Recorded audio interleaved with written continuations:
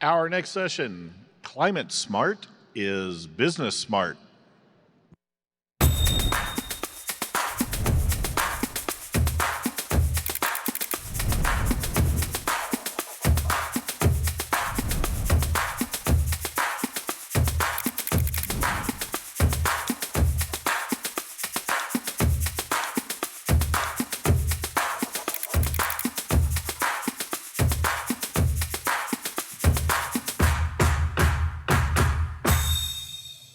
Please welcome to the stage our moderator, Leah Seligman, Chief Change Catalyst and CEO, the B Team, Jesper Broden, CEO, Inca Group, IKEA, and Ryan Gellert, CEO, Patagonia.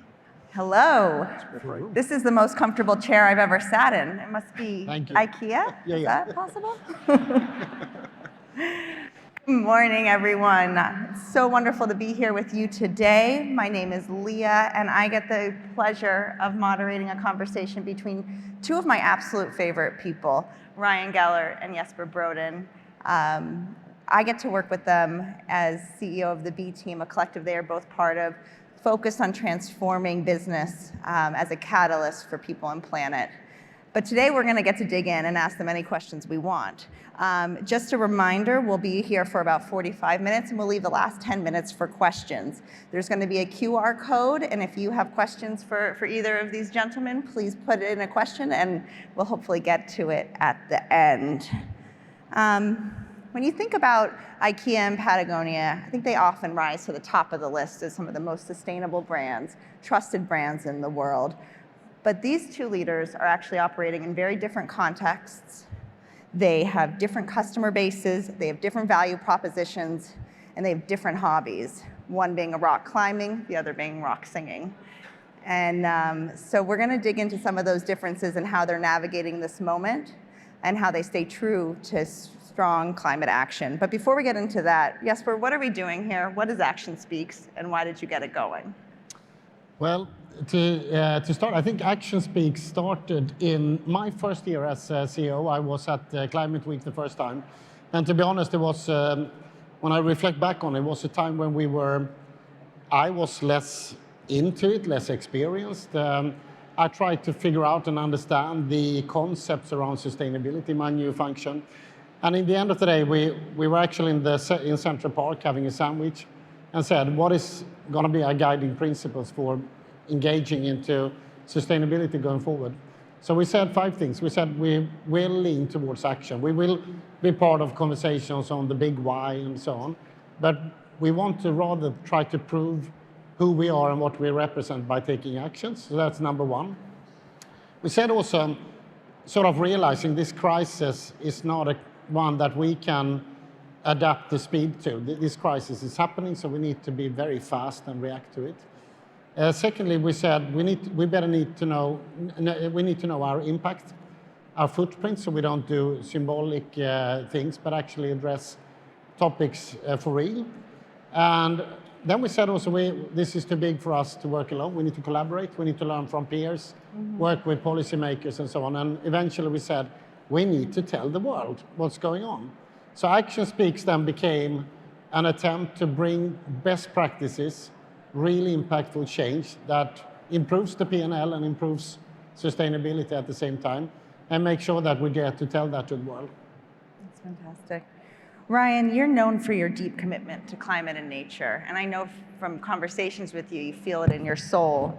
Can you take us back to the moment when it first became personal for you, when you first felt that protecting climate and nature wasn't optional, but part of you as a person and a leader? Yeah, let me just say first, I know, thank you all for coming out for this. I know you had the option, I'm sure, to be across town listening to a more inspiring speaker, but you chose to be here right now. So I just wanted to acknowledge that and thank you all. On protecting nature and climate, I grew up in Cocoa Beach, Florida, and I grew up in a particularly narrow little strip of land where I had the Atlantic Ocean right across the street. And I had a 3-mile wide river with manatees and dolphins just behind our house. And So it was a pretty idyllic place, and you were completely surrounded by nature. I grew up skateboarding, then I got into snowboarding. Finally, when I moved out west and got into rock climbing, I knew that was the thing I was going to spend the rest of my life doing. And I have. I've built my life around it. I started in a job packing boxes in a warehouse so that I could be a part of that industry. And I think through that, I came to understand the impact of human hand on wild places, starting in the state of Utah, and then much more globally as I've lived and worked around the world. And I think in my time at Black Diamond, we were very focused on protecting public lands in Utah. My time at Patagonia, that scaled to many different nature-based campaigns and advocacy around the world. Wonderful. Jesper, 2025 has been a year of economic and geopolitical uncertainties. We've seen governments as well as businesses walking back or being quiet around these issues and lowering their ambition and their public commitments.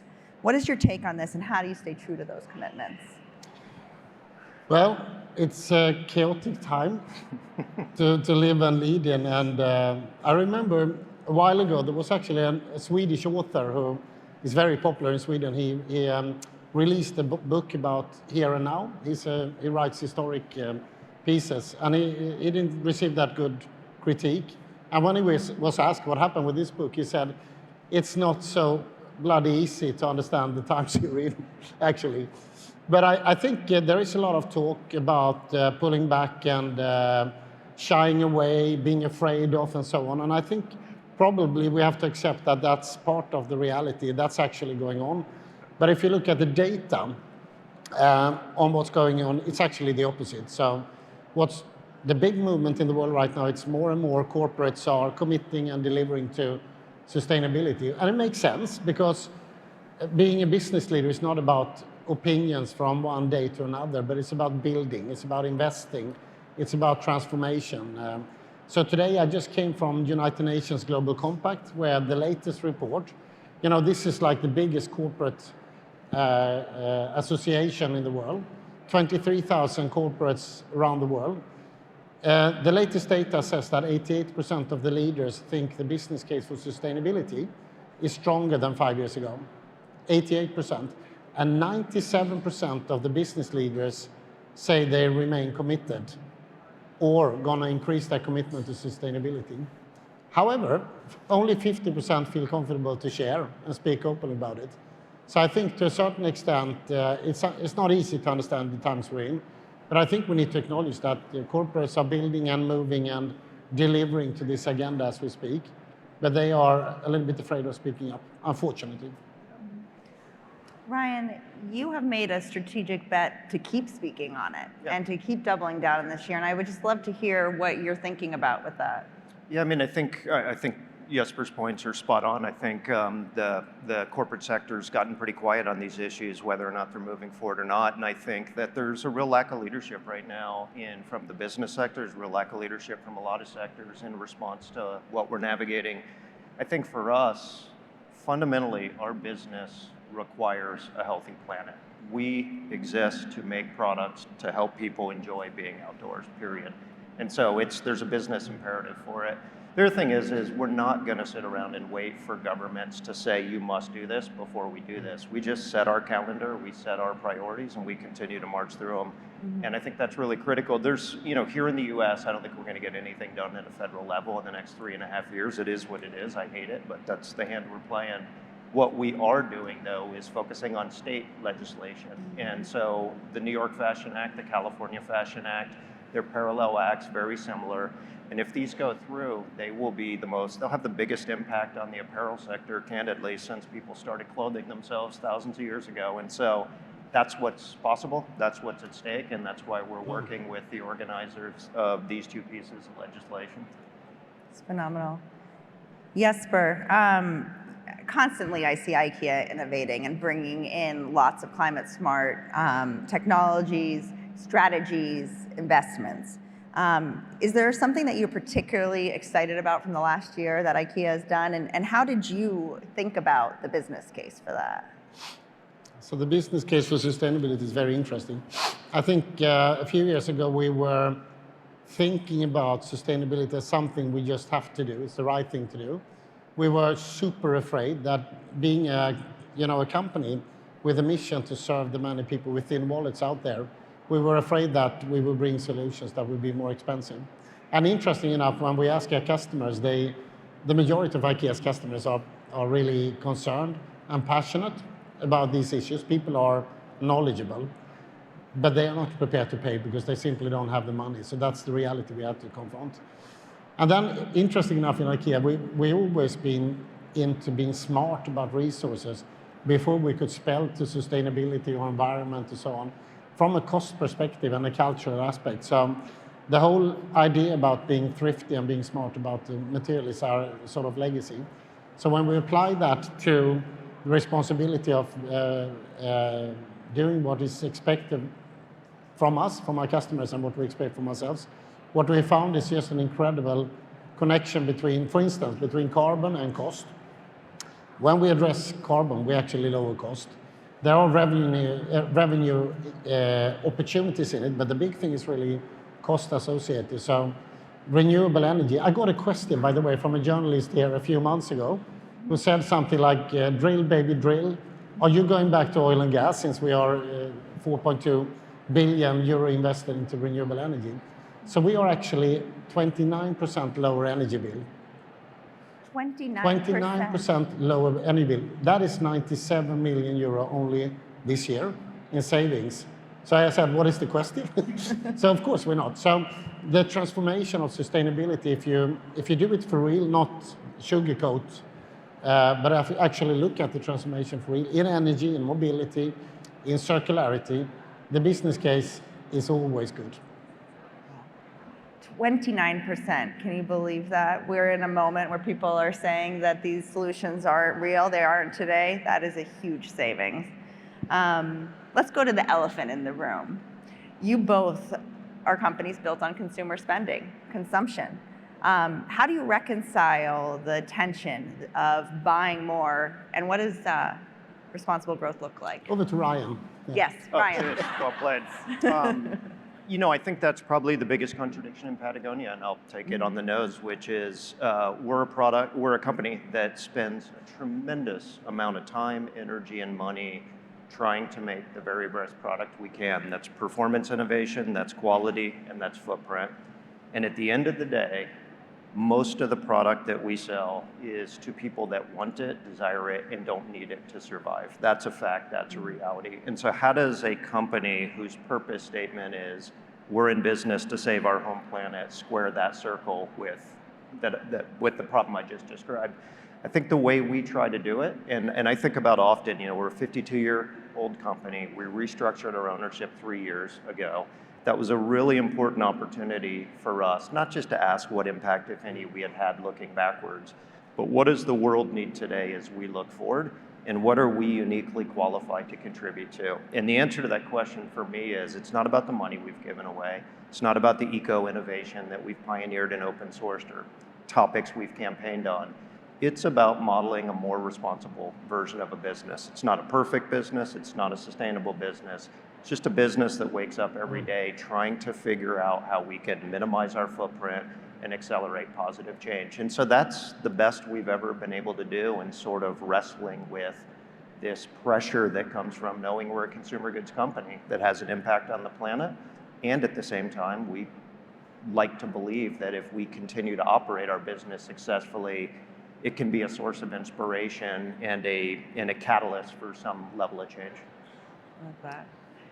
Yeah, now I have time. Are you ready? So I agree. No, listen, I think it's a very important question, because you can say, indeed, if I look at IKEA, we have a huge responsibility. Hundreds of millions of customers, lots of material, and consumption is the business model, if you like. So it's problematic to a certain extent.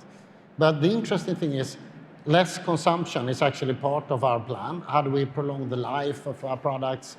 We have re-engineered furniture. We used to engineer furniture for assembly. Now we understood it's disassembly and assembly many times and so forth. So I think we do work and deliver to strategies or prolongation and whatnot. But the thing is, it's a super denial to think that less consumption will save the day. So in most, I think in our businesses, it's, and if I look at IKEA, it's most of the material of the footprint is based on need-based functions, a bunk bed for the kids, a table and a chair and whatnot. So reducing that by 10% or 15% will never get us to the Paris Agreement. So we need to address consumption as such. And thereby, I think, again, reducing will help us a bit on the way, but we need to look at the consumption and the material chains and the value chains of things. I think my favorite example is my story I've told maybe before, so please forgive me, but it's so cool. So since we started to invest in taking back mattresses in Netherlands, where we actually collaborate with the government, which has been incredible, where they have banned incineration of mattresses. So the mattresses only in Netherlands, if you pile it up, the annual incineration, it will be larger than Empire State Building. So that's what we talk. Netherlands only, 17 million people. So we built an infrastructure to take back all mattresses in Netherlands and send metal, polyester, and polyol back in the value chain. It's a single-digit business, but it's not subsidized, and we make a little bit of profit. And it gives us an alternative and a second chain of materials. So if you add renewable energy and electrification of mobility, you actually address almost 100% of that value chain, not just a little bit.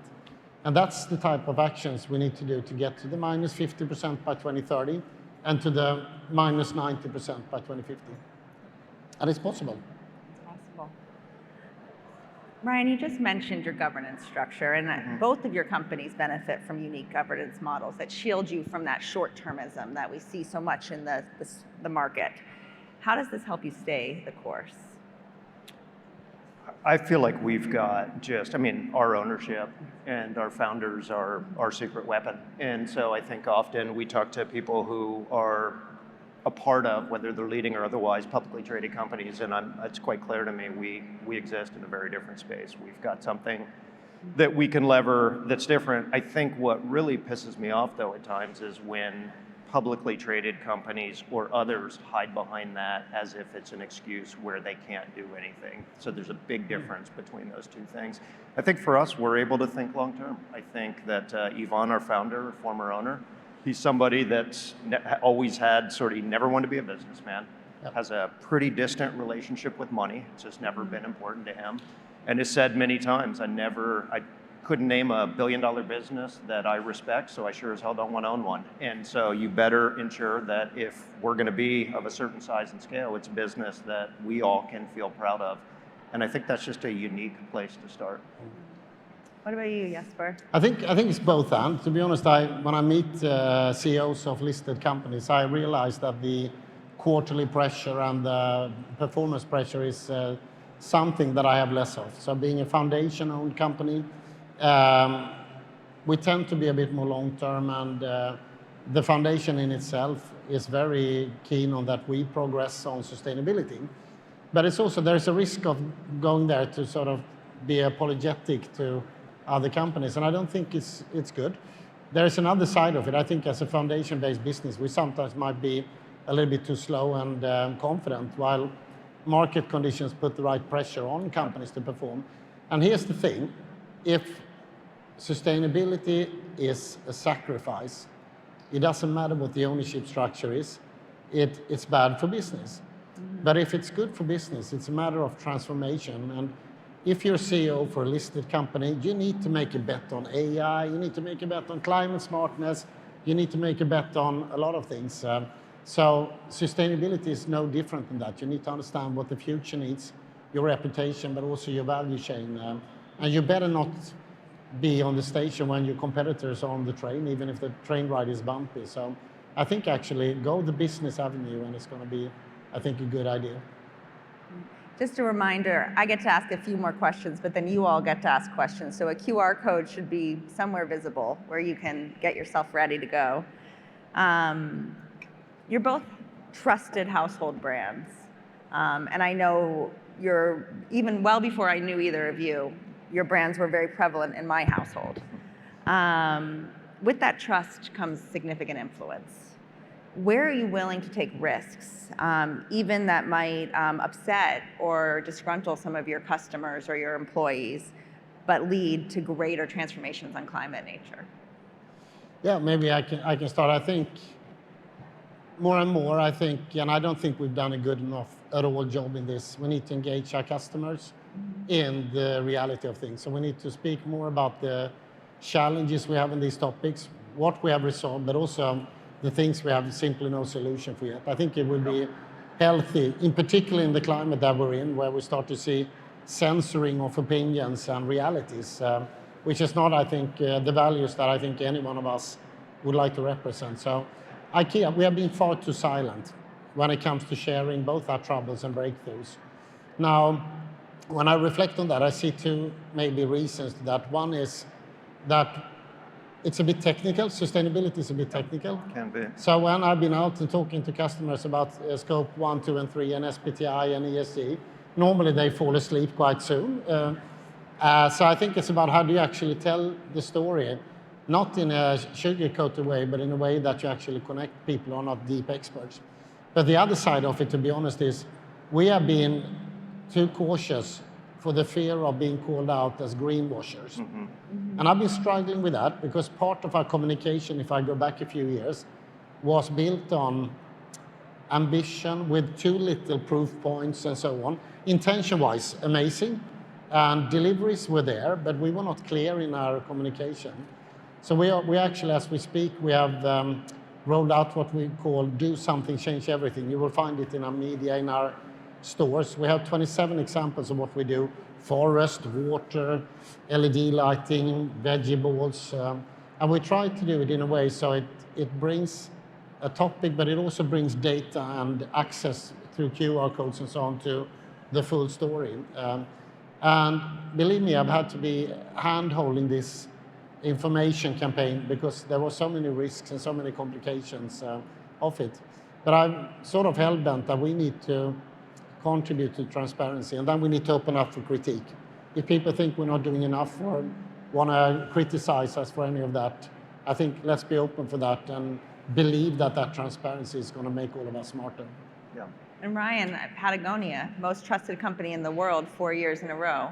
So how do you take that? How do you do that?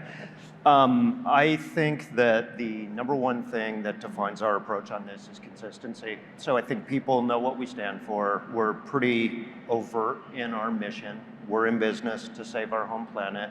We try to be consistently transparent in where we feel like we're making progress, what's important to our communities, what's important to us, and where the work in front of us is. I mean, we could take an hour and I could just itemize all the problems we've got in front of us that we are working hard to solve, and some of which we're years, if not a decade or more, from figuring out how to solve. So we're as imperfect as hell. But what we are is deeply committed and really consistent on that. I thought you hit a really important point, which is just how difficult it is to do storytelling at times around sustainability. I think what we don't struggle with is storytelling around campaigns, places, and events. I think what's really difficult is around footprint. We're actually releasing in early November. So for the first time in our 52-year history, we've tried to pull together kind of just how we think about all this and what we're doing. We're calling it our work in progress report. It'll come out in early November. What's interesting is, do you align it with CSRD and make sure that it is just bulletproof scientifically, but 9 people on planet Earth ever read it? Or do you make it narrative form, which I think very justifiably can fall into a greenwashing space? We've tried to find that balance, and I suppose I'd ask you all to tell us how we did. So coming out in November, we'll get to. And I love the way you frame that as work in progress. I think so often in this moment of short attention spans, we really focus in on the immediate satisfaction, that dopamine hit of did you win, did you win, did you win? But this idea that these are long-term challenges to overcome and that there's an ability for us to really continue to work, and when there's a new challenge in front of us, we tackle that one and that one and that one is exactly the mindset that's needed in a moment. I'd just say quickly, one of the quotes that I go back to all the time, because I think there's so much truth to it, is, in life, the reward for solving a problem is quite often an invitation to a bigger problem. And I think for us in our business, we have just we've worked through the easy ones. We've converted plastic bottles to fleece and done all these other things, organic cotton for 30 years now. We're at the point of trying to decarbonize mills on the other side of the planet, none of which we own, none of which were a majority of their throughput. These are the really challenging problems we're wrestling with now. And I like that he says we've done the easy things like converting a plastic bottle into a fleece. So the bar is high. Fishing nets to face fabrics, and yeah. And just a reminder, everyone, to get your questions ready. But the last sort of meaty question I have for you both is, the headlines are hard. They are, you wake up every morning and we get sort of barraged with bad news or difficult situations. We're in a moment of planetary shifts. We're in a moment of geopolitical shifts. We're in a moment of incredible technological advancements that we don't even fully understand. How do you keep your employees' hope alive? How do you keep your children's hope alive? And how do you keep yourselves going? Well, I'm a very naive person, so and I usually say I suffer from optimism, but I think it's true. There are days when it's difficult to master that optimism, when we see things break down in society, and not only failures where we try to do the right things, but the inexplicable situation of that people actually working against and leaders working against something that would seem like common sense. I was reflecting because I think our founder in IKEA, Ingvar Kamprad, passed away a few years ago, and was a remarkable leader and entrepreneur in many ways. But I remember two last times I met him. Actually, the second last time I met him was at the porch. A colleague of mine and him, we had a coffee and we had an issue, and we were sort of a little bit down on that issue. And we asked him, how should we think? How should we think about the future? He was 90 years old then. He said, you should think long term. He said, if it's muddy, just extend your perspective and you will see things clearer. So we asked him, so how long term should we think? He said, 200 years is a good thing.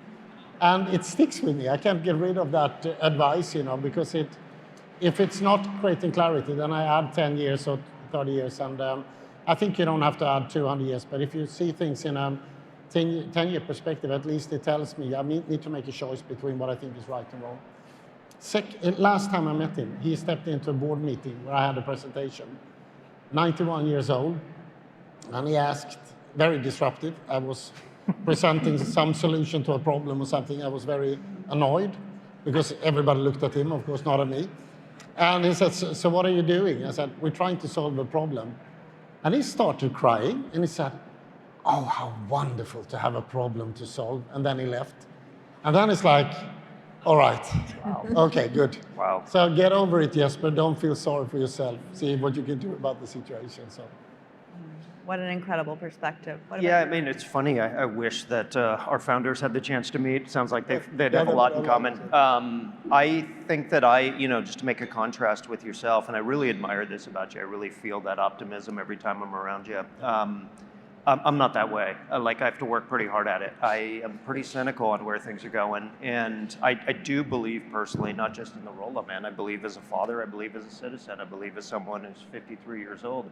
I don't have the right to be pessimistic. We created this mess, we gotta clean it up. And so whether that's how I'm feeling in the morning or not, we gotta power ahead. I think a couple of the other things that give me optimism, and this week's been great for this, is meeting with young people who are not debating facts, who are not steering a wide berth around a fact because it's inconvenient, are not polarizing every issue, but instead are just taking the world as it is and trying to drive for solutions. That I find really inspiring. And then I was at an event, I think it was Sunday night, and a senior person from UNICEF spoke, and she kind of gave these opening comments, and I think about all the things we're dealing with and where we feel like we're under assault and where it's just hard right now. And I thought, holy shit, there's nobody whose work is more difficult than theirs right now. And what she said, just straight out of the gates, we lost 20% of our funding, and so here's what we're gonna do, and here's what matters. And I thought, God damn it, that's what leadership looks like. I love that mindset that obstacles aren't in the way of the path, that they just are the path. If you're out on the trail, you're not gonna go and just stop when you hit a barrier, you're gonna climb over it. And that is that mindset that Patagonia and IKEA bring so well to everything. So start getting your questions in, please. And a couple of quick fire ones for you both. Vegan balls or hot dogs? Oh, is there a third choice? I haven't eaten a hot dog in 40 years. Vegan balls, I'm not sure. I guess I gotta go vegan balls. This isn't live streamed, is it? We don't know. You said I could be mean, so here we are. I don't know what to answer. I'll tell you a fun story. There's a journalist here today in the audience, and I think he was with me when we introduced a vegan dog in IKEA. And I think I had tried it before, and it was actually quite good. And to be honest, when I tried it in front of some journalists, it tasted, it was absolutely terrible. And I was, So it doesn't always, I have like sort of this I'm an intellectual vegetarian. Up here, I get it. And down here, I struggle still a little bit with it. But I think we launched veggie balls, plant balls, and then we launched with chicken meat. Somebody called it chicken balls in IKEA. It didn't really work at all. But the interesting thing is we are currently at more than 30% plant-based. We are a hot dog and meatball legacy company. We're actually now at 30% plant-based, which is super interesting. Yeah, nice. Food is very personal to people, and to change food culture takes time. So I'm really interested in how fast that has changed. Typically female customers in IKEA, but still it's moved quite fast. Yeah, and I don't mean this honestly to put you in an uncomfortable spot, but you and I have had some interesting conversations on farm salmon, and that's a topic where, I think our food systems has got a lot of challenges, and it's great to see you all leaning into those, and would love to continue to try to make an impact on some of the ones that are really challenging for us all. So some of the questions that are beginning to come in, but what are some of the climate myths that you would love to bust? I mean, I think you did just a brilliant job earlier, and I think you have consistently talking about climate in good business being somehow in tension. I feel like for us, our angle on that is proving we can be an ascendant business while at the same time investing in trying to both clean up our own footprint and put a lot of money behind advocacy. I think so too. There are a couple of important myths. I like to believe that we need to bring conversations about myths in the open much more. We had the pleasure to meet young leaders, activists before this week, and we spoke about it. And there are quite a bit of myths that doesn't help us. I guess every myth has some sort of truth and reality to it. But the one I would call out is the myth that nothing is happening and nobody's doing anything. Nothing could be more wrong or more destructive to society right now, in particular youth, to believe that people in leading positions are not doing anything. I think the good people of the earth are too silent. But I also think that the change is unstoppable. We passed the point of no return, since, to your point, it is good business to actually be a good business. What's harder, changing technology or changing mindsets as a leader? I don't think changing technology is all that difficult. I think that acceleration of new technology and how disruptive it is pretty mind-boggling. But I think that, I don't know, I think about, you can reduce a lot of problems to how much of a priority is it, how much money you're going to put behind it. So I think in general, I think what may be happening with AI could in fact go beyond that simple description, but I think most of my experience with changing technology is how big a priority is this and how hard are we going to drive. I think changing mindsets, I would argue, is our 52-year experiment in doing business differently. And I can tell you about transitioning to organic cotton in 1995 at a time when organic cotton was less than 1% of the world's cotton, and it was a topic that nobody talked about. And I can sit here and tell you that 30 years ago, we jumped in, we transitioned 100% of our cotton to organic. And I can also complete that story honestly and tell you that today, 30 years later, I don't know, 2% of the world's cotton is organically grown. So have we changed people's minds? What about for you? Yeah, I don't have much to add. I think I'm still split there. Siri still don't understand my English. When I ask for a breakdown of stock value, I get questions if I should have a pizza or something. I don't know if it's only me. But technology is obviously is at the heart of the problems we need to solve. So if I look at what's happened with renewable energy, it's so fascinating. So again, I think it was Richard Branson who said that we're heading towards a place where energy is going to be for free. I don't know if that vision is exaggerated, but we have the technology to solve some issues fundamentally that we had no clue about 50, 60 years ago. So I'm curious and I'm hopeful that technology will help us. Thing is, technology is today so much faster than human institutions, legislative institutions. Part of that lag has been, I think, okay for a while, but I think now it's a little bit scary. So we need to make sure that applying technology is also understanding and considering how we actually impact ourselves and people around us. And I'm thinking about AI in particular in that case. Yeah. We often hear that if you want to go fast, go along, and if you want to make a big impact, go in coalition. We're at a moment when we need speed and scale. Yep. How are you all motivating others to join you at the speed and pace needed to challenge? I think for us, we pick the pace for our own business that makes sense for our own business, what we feel like we can handle. It's also unique. I mean, we're an apparel business. There's things that we have in common, and there's probably just as many things that are just so unique to your industry, to your business, and to our own. I think we try to, we've established independent organizations, 1% for the Planet, Regenerative Organic Alliance, Textile Exchange. We're the first benefit corporation in California the day they put that legislation in effect. I can keep going, there's others. And so we really do try to work with industry, but at the same time, we're just not going to slow down and wait. I do think what's been an incredible, I'm looking at both of you as part of the B team, being a part of a community, not of businesses who talk about this, but of leaders who are driving this has been incredibly inspiring to me personally. Yourself, Hamdi from Chobani, and just a long list of leaders who I've learned a tremendous amount from. Yeah, I think Action Speaks being here is about actually sharing examples and best practices, and it's all about that. I think to understand that I think probably all of us businesses are too small to act alone. That doesn't mean we're not responsible, but we can leverage much more by being together. I think the frustration I sit with currently is that we are not effective in the world collaborating between corporate and policymakers, I think. I spent a lot of time last years on this, and I see progress and I see willingness, but it's just far too silo-based. I look at the recent events in EU. If I look at the little bit back and forth going on in Europe right now, it's a bit sad because the business community is very solid and very progressive and is there for dialogue and say, we're actually cracking it. You need to listen to us, help us.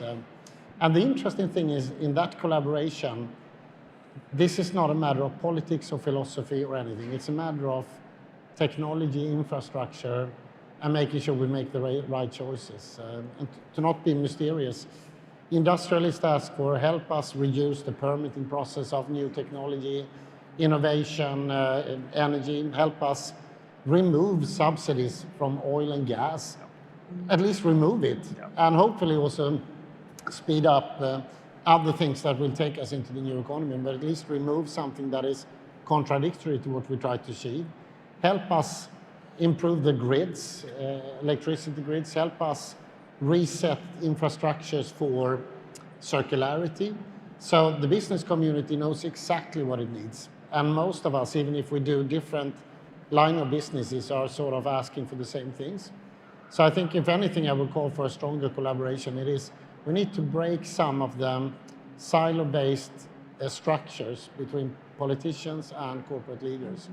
If we don't, it's going to take longer time. It's going to happen, but it will take longer time. So it's an opportunity for all of us.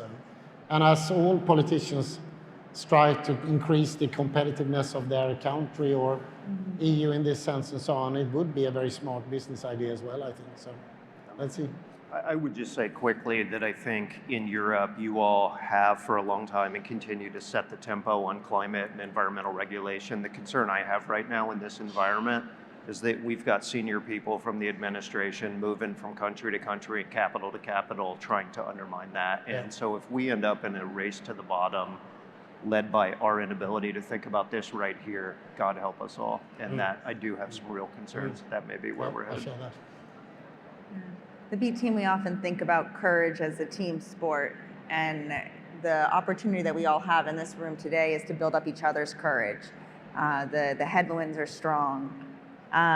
If there is one takeaway for each of you that you want the audience to walk away with, it doesn't have to even be anything you've said, but what do you want everyone in this room to walk away and go do next? Oof.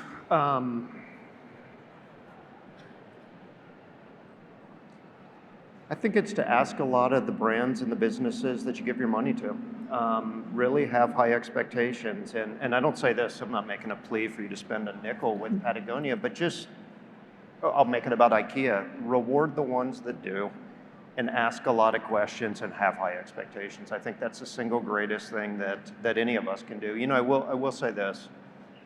The most important title in any society is not president, it's not prime minister, it's not CEO, it's citizen. And so just thinking about what you can do in each of your roles as a citizen. Yeah.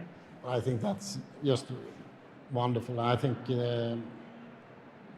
it's also about bringing to the table the discussion about moral responsibility. It might sound boring, but I think, when you look at it again, zooming out a little bit, to say that Ryan and I and other leaders out there actually at this moment have an incredible responsibility and opportunity to do something. It would be like, for me, it would be a nightmare to wake up being an older version of me and realize that I didn't have the courage to act on it. So failure can happen along the way, but I think somebody said, the worst thing that can happen to a CEO is that you get fired. But if you lose your self-respect, that's something much more damaging probably to you. So I think muster courage collectively, and let's make sure we do what's the right thing for humanity, for this planet, and for the future. Let you all have the last word, but let's have courage to be citizens that are engaged. Thank you, everyone, for joining us. Thank you. Thank you, Ryan.